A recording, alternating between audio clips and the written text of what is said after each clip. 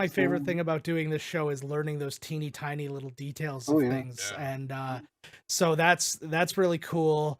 It's not as cool that she died, but it was bound to happen. She was not a young lady. She died at 80. Is it 80? 87? Oh, yeah, well. 87, so yeah. She died an older. Oh well.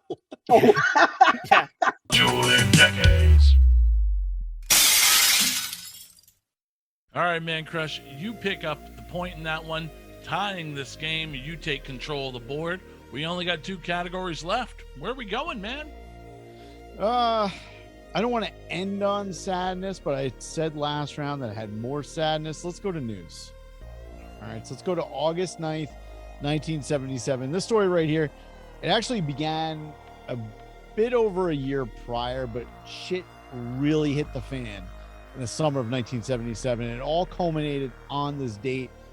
So we got here is one man that took all of New York City to its knees in the summer of 1977. Matter of fact, on the 1-year anniversary of this man's first killing, pretty much every female in the 5 boroughs was hiding in their house. All because this dude sent a threatening letter to the police the day before the anniversary, and everyone thought he was going to commit another murder on that date. So much so that the NYPD, they had hundreds of extra police officers on the streets. They had a task force of hundreds just waiting for something to happen. Now, you got to think, this is NYPD in the 70s. There's no budget. There's layoffs. All kinds of bad shit were happening, and they were pulling guys out of everywhere to be on every street corner to try to find this guy, right? The good news was he didn't commit a murder on that date.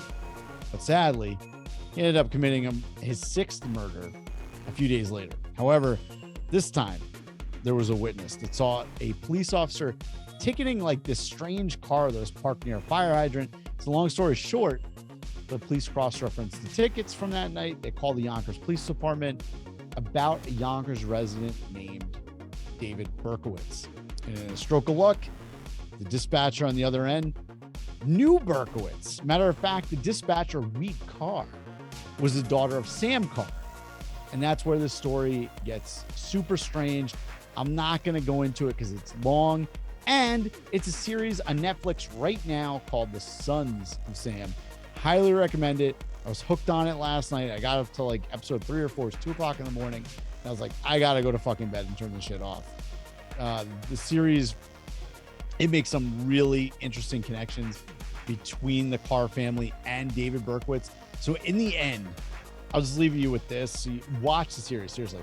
But did the NYPD arrest one guy for a string of murders where other cult members were involved? Because when you look at the sketches for each murder, they're all different. Some of them look like the Carrs, and none of them look like Berkowitz. Like, what the fuck? We'll probably never know the answer to that.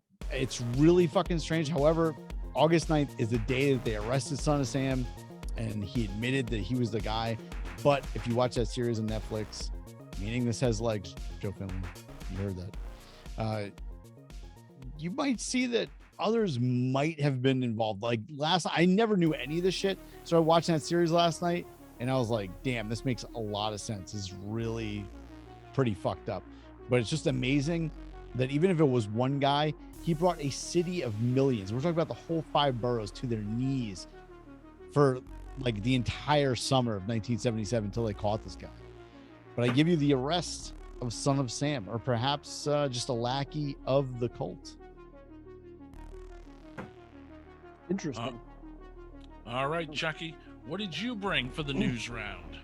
Well, I hate to keep it on a somber note, and in this instance, I would usually, on my podcast, I would usually use a sound bite, but I don't have a sound bite, so. August 12th, 1987, the Philadelphia Daily News had the unfortunate report of the passing of a beloved icon from the 80s. And one of many discoveries in my researching was that she was a Chicago native, born in Russia and came over here as a child. And got her start right here in Chicago, working in a local barber shop. She was a manicurist most of her life, and was approached in the barber shop by a man who was in the biz of producing commercials for TV, hearing her unique voice, and wanted to use her. She went on to do many commercials, but hit it big in 1984 with the Wendy's hamburger restaurant chain. Hired her for 2 different commercials that would go on to be so famous in the 80s that her one line, "Where's the beef?" referring to the burgers that were not from Dave Thomas's joint, but the smaller beef. She was paid $50,000 for her Wendy's gig. Also had many appearances and work following on television, and appeared as a guest timekeeper in WrestleMania 2. Movies such as 1985's cult classic The Stuff, where she uttered the phrase, "Where's the stuff?" Where's the beef was basically a get her done of the 80s. Bumper stickers, buttons, shirts, all because of this one actress, Clara Peller, rest in peace, died on August 11, 1987. I own the board. Key the soundbite. Where's the beef? Where's the beef? Where's the beef? See, I would put that in there a lot until it got really annoying on my podcast. That's how I do it. Where's the beef? All right, gentlemen. My news story starts off where so many worst of news stories start out, with a paternity test. So Paula Johnson was in the midst of a paternity case when a court-ordered DNA test showed that her former boyfriend was not the father of her 3-year-old daughter, Callie. And come to find out, she was not the mother either. After research, it was found out that her 3-year-old daughter, Callie, was actually switched at birth with a baby girl named Rebecca, born in the same hospital, just hours apart, to parents Kevin Chittum, 22 years old, and his 16-year-old cheerleader girlfriend, Whitney Rogers. And believe it or not, this is where the story gets worse. The day after the switch was discovered happened to be the 4th of July, and the parents who raised Rebecca were killed in a car accident just hours before officials planned to tell them that their daughter, Rebecca, actually belonged to Paula Johnson. So let's go to an article in the Fort Worth Star-Telegram, August 18th, 1998, where the headline reads, "Mom Meets Daughter Switched at Birth." Over the weekend, the families were finally reunited as the video that was showed on the Today Show aired that Paula and Callie meeting Rebecca for the very first time. The 2 girls jumped on a trampoline, they pitched horseshoes, and they splashed in the swimming pool. I can't describe it. I tried not to cry. It was really hard, Paula Johnson said on the Today Show on August 17th. But this is the worst of, and we can't end on a good note with them reuniting the families, because Rebecca's grandparents won custody of the girl after the parents died, and after a 3-year legal fight, the judge ruled that the children would just end up remaining with the families that raised them. So the families tried to work out a visitation schedule, but they couldn't get along, and the 2 girls actually kind of lost interest in visiting relatives that they don't even know. So Paula later sued the hospital for $31 million, but settled out of court for $1.25 million. The mix-up would actually be the catalyst to change hospital policy nationwide. So I give you, like the song says, reunited and it feels so good. Or does it? Yeah. Where's the beef? Where's the beef? All right, Joe Finley, let's throw it over to you. What is your verdict for the news round? Wow. We got another strong 3 choices here. Son of Sam, obviously one of the kind of premier serial killers of the day. He's one of the ones that you know just by name really quick. There's too many out there, but he's one of the famous ones. He's one of the ones that really did it, like Prince. Not by murder, just by name recognition. Prince killed it though. Yes, he did. But it's cool. Excuse me.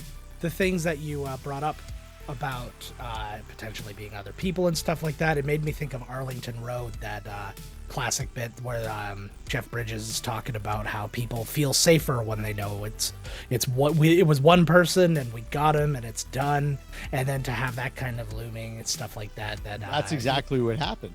Yeah, because no, it was an election year, Yeah. and everyone was pushing to no. It was David Berkowitz, and these guys that are in this this Netflix thing, they went to the police, or they went to the DA rather, to reopen the case. The DA said, "No, we're good." And this shit's compelling. If you watch that show on Netflix, you're like, maybe you should have. But I will point out the fact that true crime is still kicking our ass, so we should be knocking them down whenever we get. Chucky, we're gonna go and we're gonna talk about the Where's the Beef Lady. You've been giving a lot of love to Chicago in this one, and I gotta enjoy that. But yeah, it's funny because it's one of those things, everybody knows it, and most people who know it don't even know why they know it. It's just because people like us yell, "Where's the beef?" Like, you know, a bunch of confused old people. And I didn't know she was from Chicago either, so that was an epiphany for me too. I did not know she was legit, my favorite thing about doing this show is learning those teeny tiny little details of things. Yeah. And so that's really cool. It's not as cool that she died, but it was bound to happen. She was not a young lady. She died at 80. Was it 80? 87. Oh, well. 87, So she died an older. Yeah. Where's the beef? No, no. All I was gonna say is she died an older burger spokesperson than the guy who was the heart attack grill. He was like in his 20s when he died. But and then Mark gives one of the, you know, premier retro story types of news story, which is the switched at birth. There's TV shows and there's all these things. One of those things you feel like is never true, but it is. Tell a quick story. The day my daughter was born, well, the next morning when I went to go and pick them back up from the hospital, my daughter is all done up. She was born in February, so she's in like winter gear and already strapped into the car seat, ready to go. I'm like, okay, let's do this. I scooped her up. We walk out the door, alarms go bananas, and nurses come flying out. Like, they're coming out of vents. Like, they were coming from everywhere. And it was because they forgot to take the little bracelet off of them that keeps you from stealing your baby. Needless to say, I triple checked Reese like 30 times before we left with him 6 years later. But did they run it over to the top of that thing? They were like, all right, yes. Come on, pull it off. No, they have one of those little clicky things like the clothing stores to take it off. But like legit, like I was late getting there because my wife, I had been up for like 70 hours. Because my wife went into labor. She was up for so long, but I had worked it was a whole thing. And I went home and went to sleep because there was no place for me to sleep there. And I fell asleep so hard that I woke up to my mother having tried to break into my house, but I had a chain lock on, and she was pounding on a pot with a wooden spoon going, "Wake up, wake up." And I realized that they were ready to leave. So I go there and everything was a rush and a blur, and I went, and then I just like lost my mind. I'm like, "You don't do this to me. This is my first baby. Do that to me with my second baby, but it would be a funny story."